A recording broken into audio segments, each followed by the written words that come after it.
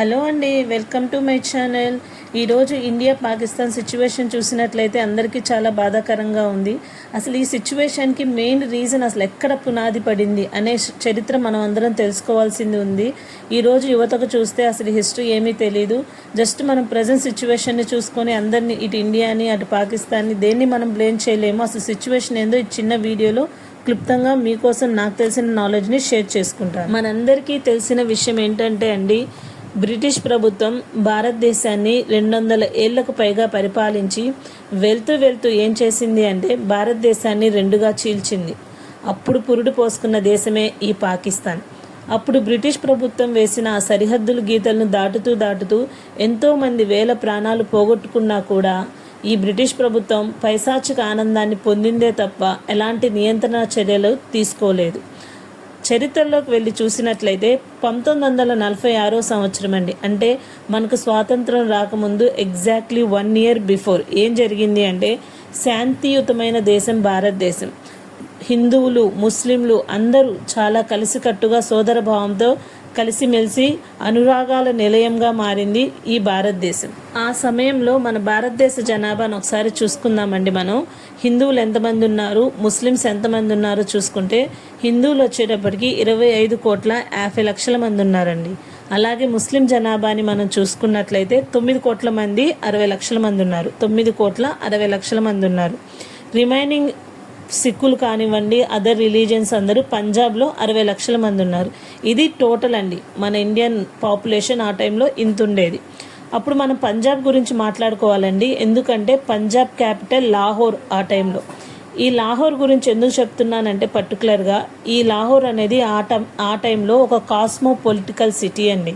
అంటే ఆ భారతదేశం మొత్తంలో మనం ఏం చదువుకోవాలన్నా పెద్ద చదువులకి యూనివర్సిటీస్ ఉంది లాహోర్లో మాత్రమే. అందుకని లాహోర్కి అంత ఇంపార్టెన్స్ ఉంది. అయితే అసలు విషయానికి వస్తే, బ్రిటిష్ ప్రభుత్వంతో విసిగిపోయిన మన నాయకులు ఎవరైతే ఉన్నారో వాళ్ళందరూ 1946లో బ్రిటిష్ ప్రభుత్వం మీద తిరుగుబాటు చేశారండి. బ్రిటిష్ ప్రభుత్వం కూడా దాన్ని ఎదుర్కోవడానికి మిలిటరీ బలగాలను వాళ్ళను రంగంలోకి దించినా కూడా అప్పటికే బ్రిటిష్ ప్రభుత్వం 2వ ప్రపంచ యుద్ధాన్ని ఎదుర్కొని ఉండడం వల్ల ఆర్థికంగా కొంచెం దెబ్బతినింది. ఆ సమయంలో ఈ భారతదేశాన్ని వాళ్ళ నియంత్రణలో ఉంచుకోవడం వాళ్ళ సాధ్యం కాలేదు. సో వాళ్ళ ముందున్న సొల్యూషన్ ఏంటి అంటే, కంపల్సరీగా ఇంకా మనం భారతదేశానికి స్వాతంత్రం ఇచ్చేయాలి అని డిసైడ్ అయిపోయారు. ఎప్పుడైతే బ్రిటిష్ ప్రభుత్వం భారతదేశానికి స్వతంత్రం ఇవ్వాలి అని నిర్ణయించుకున్నారో అప్పుడు స్టార్ట్ అయిందండి ఈ అసలైన పాకిస్తాన్ ఇండియా ప్రాబ్లం. ఏంటి అంటే, అప్పటి వరకు ముస్లింలను కొంచెం తక్కువ చూపుతో చూసేవాళ్ళు హిందువులు. ఎందుకంటే మెజారిటీ ఆఫ్ ద పీపుల్ హిందూసే ఉన్నారు కాబట్టి వాళ్ళు ఏం చేసేవాళ్ళు అంటే, ముస్లిమ్స్ని వాళ్ళ ఇళ్లలోకి రానివ్వకుండా, వాళ్ళతో పాటు కూర్చొని అన్నం తిననివ్వకుండా, వాళ్ళ మంచాల మీద కూర్చోకుండా అలా కొంచెం డిఫరెన్సియేషన్ అనేది ఉండేది. ఆ డిఫరెన్సియేషన్ని భరించిన ఈ ముస్లిమ్స్ ఏం చేశారంటే, ఉద్యోగాల్లో కూడా నిర్లక్ష్యత ఉండేది ముస్లిమ్స్ అంటే. సో ఆ సమయంలో ముస్లిమ్స్లో వచ్చిన భావన ఏంటి అంటే, ఇంత హిందూ మెజారిటీ ఉన్న దేశంలో మనం ఫ్యూచర్లో సర్వైవల్ అవ్వడం అనేది చాలా కష్టం. సో సపరేట్గా ముస్లిమ్స్కి ఒక దేశం అనేది ఉండాలి, మమ్మల్ని సపరేట్ చేయండి అనే భావన బాగా కలిగింది. ఆ టైంలో వీళ్ళ భావనని బాగా ఎంకరేజ్ చేసిన అతను మొహమ్మద్ అలీ జిన్హా అనే పర్సన్ బాగా ఎంకరేజ్ చేసి వీళ్ళ పక్షాన అధినేత వహించి కంపల్సరీగా మాకు సపరేట్ దేశం కావాలి అని చెప్పేసి పోరాడారు. సో ఇంకా ఇతను బాగా ఎంకరేజ్ చేసేటప్పటికి ముస్లిమ్స్ ఆ భావన ఎక్కువైపోయి ఏం చేశారంటే అండి, తిరుగుబాటు స్టార్ట్ చేశారు. ఎలాంటి తిరుగుబాటు అంటే, హిందువులు ఎక్కడ కనిపించినా కొట్టడం, చంపివేయడం, ఇలాంటి రక్తపాతం అనేది స్టార్ట్ అయింది. సో అప్పుడు నెహ్రూ అండ్ గాంధీజీ డిసైడ్ అయింది ఏంటి అంటే, ఇంకా విభజన చేయడం అనేది చాలా తొందరగా చేసేయాలి, లేకపోతే ఇంకా ప్రజలు ఇప్పటి వరకు బెంగాల్ మాత్రమే పరిమితమైనది, చిన్నగా బీహార్కి కూడా ఈ రక్తపాతం అనేది పాకుతుంది. ఇలా దేశం మొత్తం అల్లకల్లోలం అవ్వకుండా ఉండాలి అంటే వాళ్ళ దగ్గర ఉన్న వన్ అండ్ ఓన్లీ సొల్యూషన్ ఏంటి అంటే విభజన చేసేయాలి అనేది డిసైడ్ అయిపోయారు. ఈ విభజన చేయడంలోనే వచ్చిందండి అసలైన ప్రాబ్లం. ఏంటి అంటే, విభజన చేయడం వల్ల సరిహద్దులు అనేవి పంచుకోవాలి కదా, ఆ సరిహద్దుల్ని ఎలా పంచుకోవాలి అనే విషయానికి వచ్చినట్లయితే, లాహోర్ ఇండియా కింద వస్తుందా పాకిస్తాన్ కింద వస్తుందా అనేది డిసైడ్ చేసుకోవాల్సిన సమయంలో లాహోర్ అనేది పాకిస్తాన్కి ఇవ్వడం జరిగింది. అలాగే పశ్చిమ బెంగాల్ అదే కలకత్తా, బీహార్, పంజాబ్ ప్రజలు వీళ్ళు ఏమన్నారు అంటే మేము భారతదేశంలోనే ఉంటాము అన్నారు. అయితే ఇక్కడ ఇచ్చిన ఫ్రీడమ్ ఏంటి అంటే అండి, మీరు ఇక్కడే ఉండాలి, మీరు ఎక్కడికి వెళ్ళిపోవాలి, ఈ మతం వాళ్ళు ఇక్కడ ఉండాలి, ఈ మతం వాళ్ళు అక్కడికి వెళ్ళాలని ఎలాంటి రిస్ట్రిక్షన్స్ పెట్టలేదు.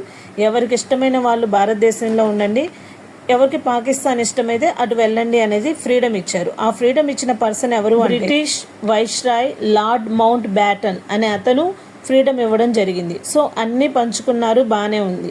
జమ్మూ కాశ్మీర్ విషయానికి వచ్చినట్లయితే జమ్మూ కాశ్మీర్ అప్పుడు స్వతంత్ర రాష్ట్రంగా ఉండే అధికారం ఇచ్చింది బ్రిటిష్ ప్రభుత్వం.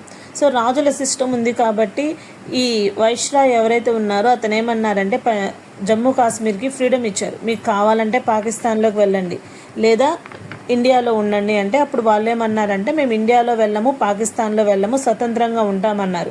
అలాగే అనుకొని మొత్తం ప్రాసెస్ అయిపోయిందండి. ఆగస్టు 14 పాకిస్తాన్కి ఫ్రీడమ్, ఆగస్టు 15 భారతదేశానికి ఫ్రీడమ్ అనేది రావడం జరిగింది.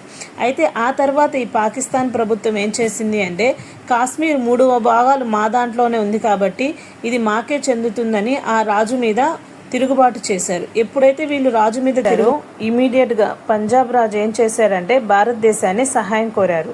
అప్పుడు కాంగ్రెస్ అధినేతగా ఉన్న నెహ్రూ గారు మీకు తప్పక సహాయం చేస్తాము, మా సైనిక దళాలను మీకు పంపిస్తాము, కాకపోతే కాశ్మీర్ని భారతదేశంలో కలపాలని డిమాండ్ పెట్టారు. ఆ డిమాండ్కి యాక్సెప్ట్ చేసి నెహ్రూ గారు సైనిక దళాలను అక్కడ పంపించారు. ఫైట్ జరిగింది, పాకిస్తాన్ మీద విజయాన్ని సాధించారు. అయితే ఇక్కడ నెహ్రూ గారు చేసిన తప్పేంటి అంటే లిఖితపూర్వకంగా ఎలాంటి డాక్యుమెంట్స్ లేకపోవడం వల్ల ఈ కాశ్మీర్ మాది అని వీళ్ళు, ఎందుకంటే రాజుకు సహాయం చేసి ఆ రోజు ఒప్పందం చేసుకున్నాం కాబట్టి కాశ్మీర్ మాది అని ఇండియన్స్ కాదు, 3వ వంతు మా దగ్గర ఉంది కాబట్టి మాది అని పాకిస్తాన్ వాళ్ళు. ఇలా స్టార్ట్ అయిందండి ఈ కాశ్మీర్ విషయంలో భారత్ పాకిస్తాన్ ఇష్యూ అనేది. కరెక్ట్గా ఆ రోజు నెహ్రూ, కాంగ్రెస్ అధినేతగా ఉన్న నెహ్రూ ఎవరైతే ఉన్నారో వాళ్ళు లిఖితపూర్వకంగా రాసుకొని మంచి డాక్యుమెంటరీ మెయింటైన్ చేస్తుంటే ఈరోజు ఇలాంటి యుద్ధాలు జరిగేంత సిచ్యువేషన్ మనకు వచ్చేది కాదు. సోదర భావంతో కలిసిమెలిసి ఉన్న భారత్ పాకిస్తాన్కి ఇంత గొడవలు అయ్యాయి కాదు. ఇదండి కంప్లీట్గా మనం చూసుకుంటే భారత్ పాకిస్తాన్ ఇష్యూ. ఒక నేత డాక్యుమెంటరీ సరిగ్గా మెయింటైన్ చేయకపోవడం వల్ల, దాన్ని కరెక్ట్గా రిజిస్ట్రేషన్ చేసుకోకపోవడం వల్ల ఈరోజు మనం ఫేస్ చేస్తున్న ఇంతమంది సైనికులు కానివ్వండి, కామన్ పీపుల్ కానీ రక్తపాతానికి గురవుతున్నారంటే ఈ చిన్న విషయం, ఆ రోజు జరిగిన ఒక చిన్న పొరపాటే ఈరోజు ఇంతమంది రక్తపాతానికి కారణమవుతుంది. సో ఇదండి నాకు తెలిసిన నాలెడ్జ్. మీకేమన్నా తెలిస్తే కామెంట్ సెక్షన్లో తప్పక మెన్షన్ చేయండి.